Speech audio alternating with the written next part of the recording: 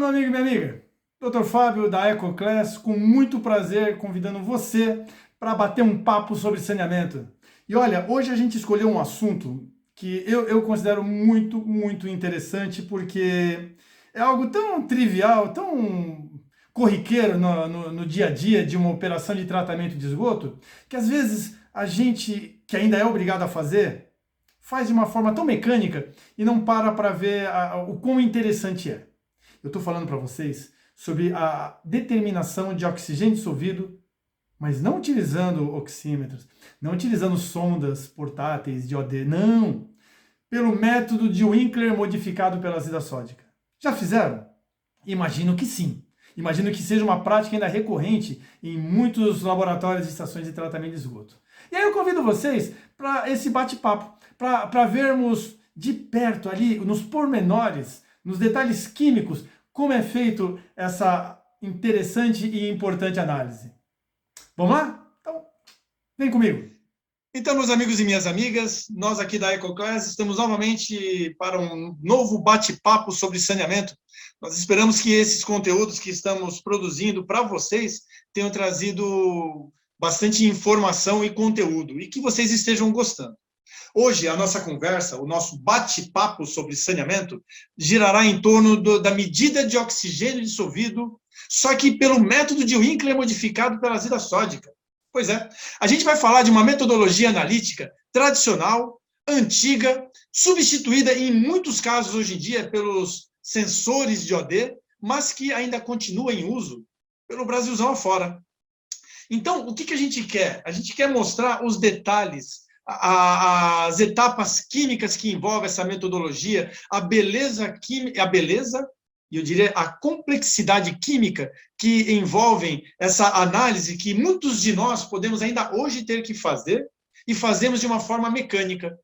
Então, vamos bater um papo sobre a beleza que há no método de Winkler modificado pela azida sódica.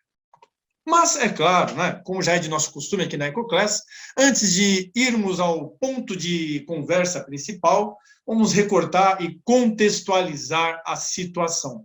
E, para isso, a gente vai trocar uma ideia aí sobre os sistemas de aeração em estações de tratamento de esgoto. Para que servem? Por que estão lá? Quais os objetivos? Bom, primeiramente, posso dizer a vocês que um sistema de aeração, um tanque de aeração, ele tem a função de prover a mistura completa do que há lá dentro. Se estamos falando de um crescimento de biomassa em suspensão, ou seja, de flocos biológicos, é necessário que esse sistema de aeração tenha a capacidade de misturar tudo que está lá, todos esses flocos biológicos. Quer seja sistemas com ar difuso, quer seja sistema com aeração superficial, é fundamental que ele tenha capacidade, que ele consiga manter uma mistura completa, sem zonas mortas, sem permitir que haja sedimentação de lodo, sem que haja rupturas nessas estruturas do sistema de ar difuso, por exemplo, os chamados vulcões que aparecem aí no tanque de aeração, quando há esses problemas de ruptura. Não. Uma das funções desse sistema de aeração é deixar o tanque, o reator biológico, desse jeito. Olha que bonitinho que vê aqui na imagem. Ele todo aerado, todo misturado, lindo e bonito. Isso aos olhos de um operador enche os nossos olhos de alegria, porque é um bom sinal. Uma outra função é quando esse crescimento de biomassa ele não é em suspensão. Eu não tenho flocos biológicos, mas eu tenho o crescimento aderido, eu tenho o desenvolvimento de biofilme em áreas superficiais. Logo, eu estou falando aqui de reatores biológicos que possuem biomídias, os processos de MBBR ou IFAS. Nesses processos, o sistema de aeração ele tem a função também, tal qual comentei com dos flocos biológicos, de manter uma mistura completa, ou seja, de permitir a fluidização de todas as biomídias, quer sejam elas tradicionais de PAD, quer sejam elas de espumas de poliuretano. Eu necessito que o sistema de aeração ele tenha uma configuração, uma montagem que permita que essa biomídia passeie por todo o tanque de aeração. Além disso, nos casos desses processos de biomassa aderida, de crescimento, de desenvolvimento de biofilme em biomídias, uma outra função importante do sistema de aeração é auxiliar no controle da espessura desse biofilme. Por quê? O biofilme, ele se desenvolve nessas áreas protegidas das biomídias, no seu interior. Só que eu não quero que esse biofilme cresça de forma indefinida, porque se isso acontecer, eu posso ter o entupimento, a colmatação desses espaços das biomídias, e isso vai prejudicar a performance do meu processo. É graças às tensões de cisalhamento e à turbulência e a todas as rotações que ocorrem nessas peças, provocadas pelas características hidrodinâmicas do meu reator, que eu consigo controlar o crescimento desse biofilme, mantendo uma espessura tal que permita que os processos metabólicos ocorram de maneira satisfatória. Então, o sistema de aeração, ele, se bem construído, ele é um dos itens básicos para eu ter a eficiência do meu processo. Quer seja em processos de biomassa crescendo em suspensão, com os flocos biológicos, quer seja em processos com biomassa crescendo em áreas superficiais, os biofilmes em biomídias, como no caso dos processos de MBBR ou IFAS. Agora, é claro, né, se a gente fala em sistema de aeração, todas essas funções que eu acabei de comentar com vocês, elas são primordiais e são fatores de eficiência ou de ausência de eficiência na minha planta de tratamento.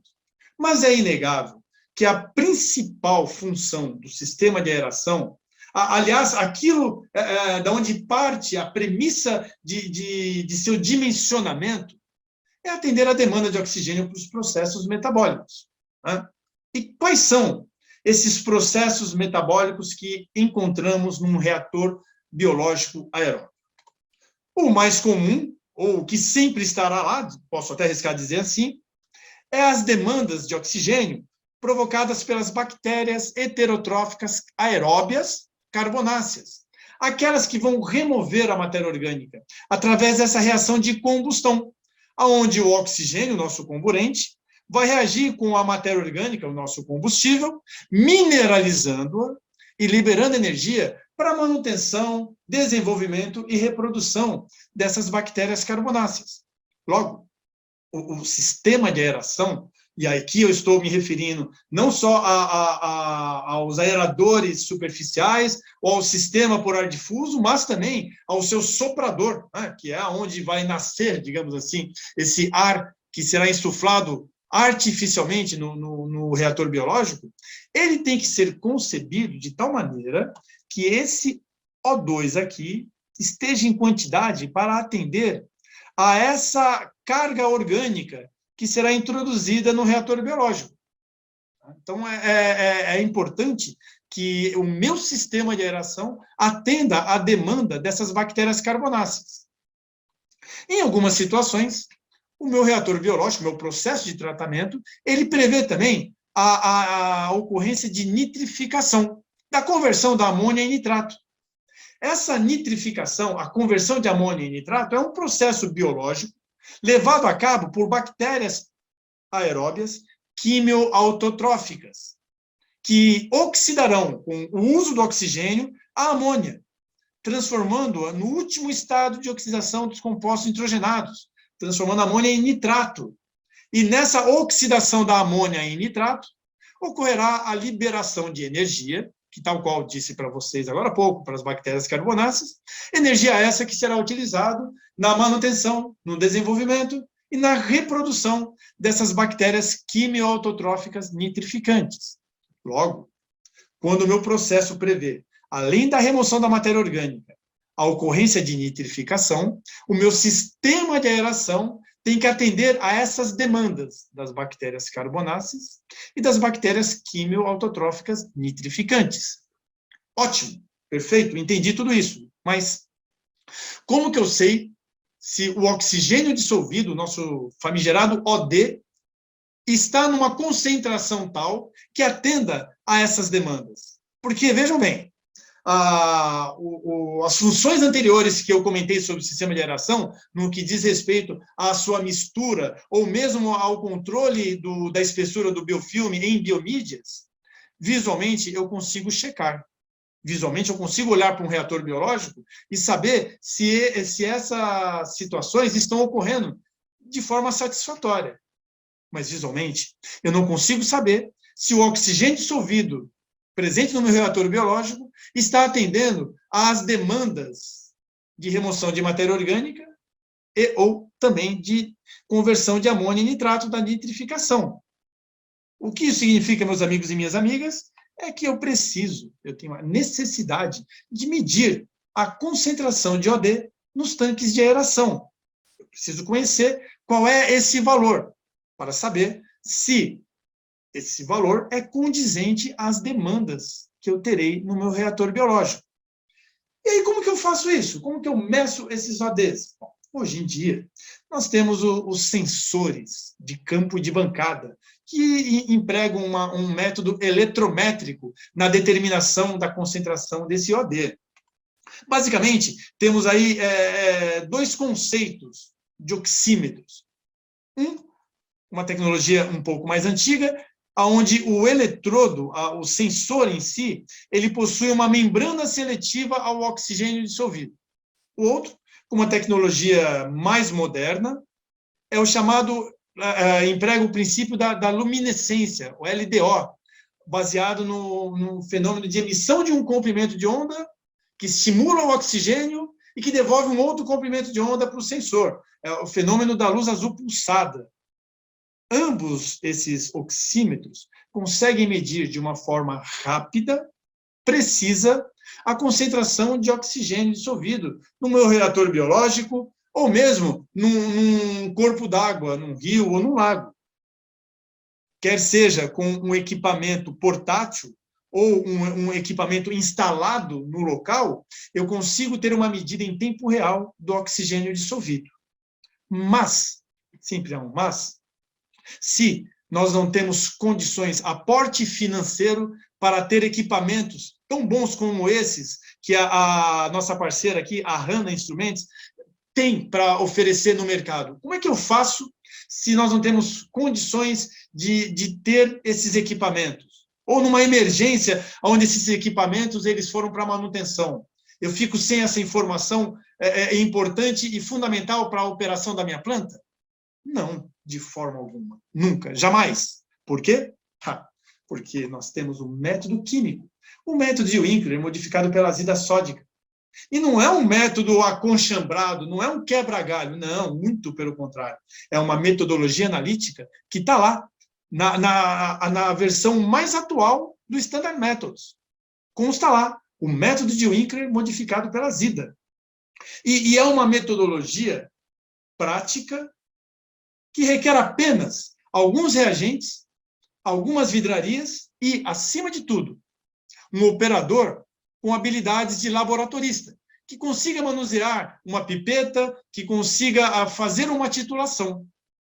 E que agora, se já sabia fazer mecanicamente tudo isso, se já tinha coordenação motora para titular, para operar uma pera, enfim, para fazer todo para seguir esse roteiro, agora a gente vai ver o que está acontecendo para entender cada passo. Garanto a vocês, meus amigos e minhas amigas, se vocês acompanharem daqui em diante, se numa próxima vez que vocês forem fazer oxigênio dissolvido, ela não será diferente. A cada gotinha de reagente que vocês colocarem, vocês vão enxergar dentro do frasco esses processos que eu vou mostrar aqui para vocês acontecendo. Vai ser muito mais gostoso fazer a medida de OD pelo método de Winkler. E o que eu preciso, primeiramente? De um frasco de DBO. Preciso de um frasco de DBO. E não precisa ser um frasco aferido. Apenas um frasco de DBO. Se eu não tenho um frasco de DBO, sem problema. Eu preciso de um frasco que tenha uma tampa, que eu consiga fechar bem. Uma outra necessidade. Trata-se de um método de que o final dele será uma titulação. A titulação é uma técnica analítica que baseia a determinação da concentração de uma substância mediante a medida de volumes. Logo, é um processo que eu tenho que ter a minha amostra clarificada. Ela não pode ter cor, não pode ter sólidos em quantidade abundante, que isso prejudicará as reações que ocorrerão, o método em si. Então, o ideal é que sejam amostras clarificadas, como a gente encontra no efluente final, ou em corpos d'água, em rios ou em lagos. Mas, e se eu quiser medir o OD do tanque de aeração, do conteúdo do tanque de aeração? Como é que eu faço? Se eu coleto lá a minha amostra, eu tenho o lodo biológico. Beleza, coletei a minha amostra, coloquei num becker e deixei sedimentar. O lodo biológico vai começar a sedimentar. Não é isso que acontece? Vai clarificar. Beleza, ótimo. Mas, enquanto o lodo biológico, enquanto a biomassa está sedimentando, as bactérias carbonáceas ainda continuam consumindo oxigênio. Logo, quando eu for medir o OD, ele já vai estar diferente do OD do tanque de aeração. E o que eu quero é uma fotografia, um instantâneo do tanque de aeração do momento que eu retirei a amostra. Como que eu faço, então? É simples. Está lá no Standard Methods também. Eu consigo inibir, encerrar, interromper os processos metabólicos de consumo de oxigênio. Como? Utilizando uma solução de inibição à base de sulfato de cobre e ácido sulfâmico. Eu adiciono essa solução no conteúdo que eu coletei, na alíquota que eu coletei do tanque de aeração, homogenizo, deixo sedimentar sem o menor problema, porque, na verdade, o sulfato de cobre e o ácido sulfâmico é matar as bactérias carbonáceas e, dessa maneira, interromper o consumo de oxigênio. Eu posso deixar ela em repouso, sedimentar o lodo biológico, retirar para o sifonamento o sobrenadante e continuar na análise de OD pelo método de Winkler modificado pela azida sódica. Perfeito? Bom, então vamos lá. Como que é feito esse método? Eu tenho lá o meu frasco com a minha amostra, quer seja ela um efluente final, quer seja ela vindo de um corpo receptor, quer seja ela vindo do tanque de aeração após eu fazer esse processo de inibição dos micro-organismos. Ela está aí no meu frasco de DBO cheio. Eu vou adicionar o primeiro dos 3 reagentes, o sulfato manganoso. Vou adicionar 1 ml. E esse 1 ml, esse volume, já é um volume em excesso, prevendo a maior concentração de oxigênio dissolvido possível de ser encontrada na fase líquida. Vai sobrar sulfato manganoso, e essa sobra não é um problema analítico. Essa sobra é a garantia de que terá sulfato manganoso para reagir com todo o oxigênio dissolvido. Então, adiciono 1 ml de sulfato manganoso, está aqui dentro, e em seguida, imediatamente, eu vou adicionar o segundo dos 3 reagentes. Essa mistura aqui de 3 produtos químicos, o álcali, o iodeto e a azida. O álcali, iodeto, azida. Vou colocar aqui dentro do frasco 1 ml. Bom, para que serve a azida? E vejam, é esse produto, esse reagente que empresta o nome à metodologia. Método de Winkler modificado pela azida sódica. Vejam que isso aqui é uma azida sódica. Qual é a função da azida? A função da azida é evitar eventual interferências de compostos nitrogenados ao longo da determinação do oxigênio dissolvido por essa metodologia. Então, ela evita que ocorram essas interferências. E o álcali? Qual que é a função do álcali? O álcali é um hidróxido de sódio. Vejam, eu tenho a azida sódica e aqui eu tenho o hidróxido de sódio. Observem a ação do íon comum. Eu estou usando o mesmo cátion nos meus reagentes. A gente vai ver que isso vai se repetir aqui quando eu falar do iodeto. Tá? Qual que é a função do hidróxido de sódio, do álcali? É a função de todo alcalinizante, elevar o pH. Por quê? Bom, aqui dentro eu já tinha o sulfato manganoso, né? Eu já tinha o manganês. Esse manganês, ele vai agora reagir com as hidroxilas acrescentadas pelo álcali. E vai ocorrer a reação e a formação desse hidróxido de manganês, dessa base. O hidróxido de manganês formado imediatamente reagirá com o oxigênio, formando o óxido de manganês, um precipitado amorfo de cor acastanhada.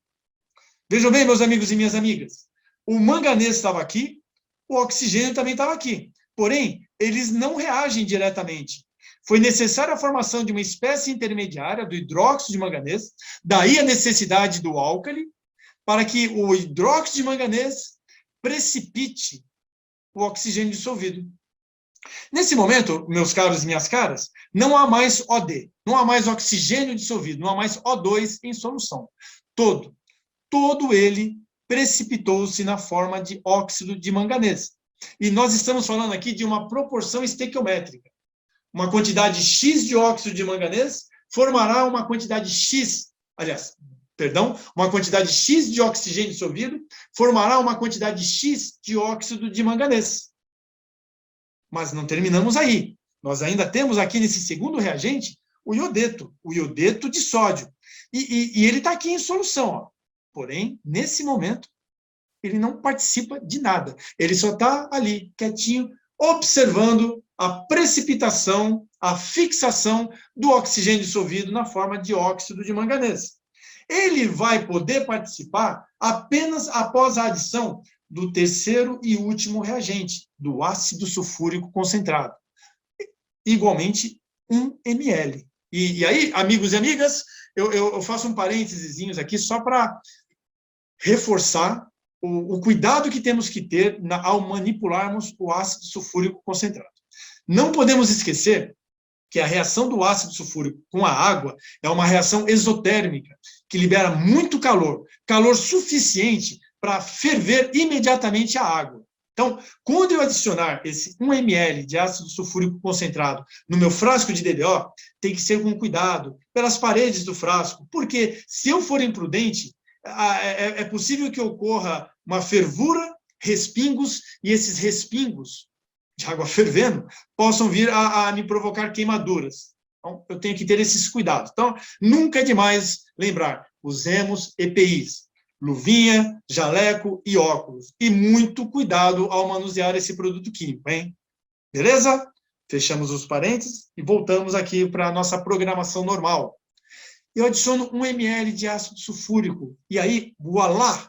Olha a mágica acontecendo. Aquele precipitado amarronzado, acastanhado de óxido de manganês, ele se dissolve e dá lugar a essa coloração amarelada aqui. Ó. O que é isso aqui? É iodo molecular I2. Por quê? Porque o óxido de manganês, agora em meio ácido promovido pela introdução do ácido sulfúrico, vão reagir e vai formar o I2. O iodo vai ser oxidado e vai virar o I2 molecular aqui. Trata-se de uma reação de óxido-redução. Por isso eu tenho que acidificar. Por quê? Eu já tinha lá o óxido de manganês e já tinha o iodeto em solução, porém um pH alcalino. Ao acidificar, ao introduzir íons H+, eu permito que haja essa reação do iodeto com o óxido de manganês, onde todo o óxido de manganês vai ser dissolvido e vai estequiometricamente, proporcionalmente, formar iodo molecular, I2. Por que eu quero formar iodo? Poxa, eu quero saber, é oxigênio dissolvido. Amigos e amigas, muito simples. Porque, classicamente, eu consigo determinar iodo molecular titulando contra uma solução de tiosulfato de sódio usando o amido como indicador. Por quê? Porque o tiosulfato de sódio ele vai reagir o iodo novamente a iodeto, vai reduzir o iodo novamente a iodeto. E o amido, por sua vez, é um indicador clássico para análises que envolvem o iodo, porque o amido, em presença de iodo, é azul. Logo, quando todo iodo for reduzido a iodeto, o amido ele se tornará incolor, indicando o fim da reação. Assim, através dessa análise de titulometria, eu consigo quantificar o iodo formado. Mas eu não quero expressar esse resultado como miligramas de iodo por litro. Não, eu quero expressar esse resultado como miligramas de oxigênio por litro. O que eu faço, então? Simples. A química me permite utilizar de relações estequiométricas e transformar esse resultado referente ao iodo em termos de miligramas de oxigênio por litro. Eu consigo, então, dessa maneira, com o volume que eu gastei na titulação, com a concentração de tiosulfato de sódio da minha solução, com o volume de amostra que eu retirei para a titulação, e utilizando o miliequivalente do oxigênio, fazer essa continha de padaria aqui e obter a minha concentração de oxigênio dissolvido em miligramas por litro. Olha que bacana! Eu tenho oxigênio dissolvido, eu transformo isso em óxido de manganês, eu transformo isso em iodeto, em iodo, eu quantifico o iodo, e a partir dessa quantificação, eu consigo converter isso em termos do início da história, porque a quantidade de iodo formada é proporcional à quantidade de óxido de manganês formado, que, por sua vez, é proporcional à quantidade de oxigênio dissolvido que eu tinha inicialmente. Ou seja, é uma análise laboratorialmente simples de ser feita, que requer o preparo de 5 reagentes: sulfato manganoso, álcali iodetasida, amido, tiosulfato e a compra do ácido sulfúrico concentrado. Preciso de um Erlenmeyer, de uma bureta, de um suporte universal e de um frasco de DBO. E com esses materiais simples de laboratório, eu consigo uma informação importantíssima, quer seja para monitorar o meu tanque de aeração, quer seja para classificar o meu corpo d'água. Agora, olha só que detalhe importante. E se a minha amostra não tem oxigênio dissolvido? Como que eu faço? É fácil de entender? Sim. Por quê? Porque quando eu adiciono os 2 primeiros reagentes, o sulfato manganoso e o álcali iodetasida, ao invés daquele precipitado acastanhado que se forma, eu tenho esse precipitado amorfo esbranquiçado, que é referente à formação do hidróxido de manganês. Porém, não tem oxigênio dissolvido. Então, o hidróxido de manganês, ele não tem oxigênio dissolvido para reagir, para formar óxido de manganês. Quando eu acidificar, quando eu colocar o ácido sulfúrico, 1 ml de ácido sulfúrico nesse frasco, ele vai ficar incolor, indicando que eu não tenho oxigênio dissolvido. Assim, visualmente, eu já consigo identificar se a minha amostra ela não tem OD, ou se ela tem pouco ou muito, de acordo com a tonalidade do amarelo formado. Ou seja, se eu não tenho OD, nem vai formar amarelo. Se eu tenho um pouquinho OD, vai formar um amarelo bem fraquinho. Por quê? Porque formou pouco iodo. Se eu tenho muito OD, vai formar um amarelo mais intenso. Por quê? Porque eu tenho muito iodo formado. E dessa maneira, meus amigos e minhas amigas, é possível, utilizando esse método de Winkler, modificado pela azida sódica, quantificar o oxigênio dissolvido no efluente final, no lodo biológico de tanque de aeração, em amostras de corpos d'água. Aí, olha que interessante, hein? Eu não preciso levar todo esse aparato laboratorial, não. Eu levo apenas o meu frasco de OD, um frasquinho com sulfato manganoso e um frasquinho com álcali iodetasida. Porque lá em campo, eu coleto a minha amostra, preencho o frasco de OD, ou de DBO, adiciono 1 ml de sulfato manganoso, adiciono 1 ml de álcali iodetasida, fecho, homogenizo, ponho numa geladeirinha e vou para o laboratório dar prosseguimento para concluir a análise. Olha que legal! Olha a versatilidade desse método. Como ele me permite ter a quantificação de um parâmetro importante para qualidade e monitoramento. E, por fim, esse método ele é tão versátil que ele me permite fazer análise de DBO, já que a análise de DBO ela baseia-se na medida do OD inicial e, após 5 dias de incubação a 20 graus, a medida do OD final. Então, eu posso dar um trabalho danado, meu amigo e minha amiga, dá um trabalho danado. Depois que você faz isso uma vez com oxímetro, você não quer mais fazer dessa forma, mas se você não tem um oxímetro de bancada, você consegue fazer DBO, outro parâmetro primordial para uma estação de tratamento de esgoto, para a sua operação, para análise de eficiência, como para a caracterização de corpos d'água, ou mesmo de esgoto. Você consegue fazer análise de DBO sem um oxímetro, graças ao método de Winkler modificado pela azida sódica. Então tá aí, amigos e amigas.